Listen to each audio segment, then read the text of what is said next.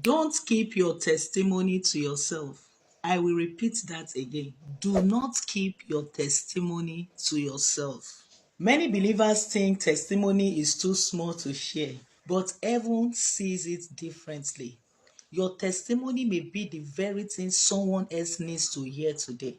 In Luke chapter 8, verse 39, Jesus said, "Return to your own house and tell what great things God has done for you." After Jesus delivered the man who was possessed by the demons, the man wanted to stay with Jesus, but Jesus gave him an assignment. Go and tell. Tell your friends, tell your family, tell your neighbors what God has done for you. Do not keep your testimony to yourself. Why? Because your testimony is a powerful tool for evangelism. Don't keep what God has done in your life to yourself. Share it with others. People need to hear your story. Someone's salvation depends on your story. Someone's deliverance depends on your story. Someone's healing depends on your story. That is the reason why you must not keep it to yourself. Share it with others. Someone needs to hear how God helped you. Someone needs to hear how God healed you. Someone needs to hear how God lifted you. Somebody needs to hear how God delivered you from that addiction. People need to hear how God changed your story into glory. They need to hear how God showed up for you when all hope was gone, when you were in that impossible situation. Your testimony may be the reason someone begins to believe that God can change their own life too. So don't keep quiet about what God has done for you. Jesus said, go to your friends, go to your family, go to your neighbor.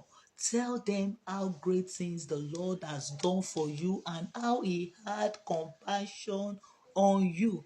Now, imagine this for a moment. What if the man who was delivered from such demonic oppression had refused to share his story?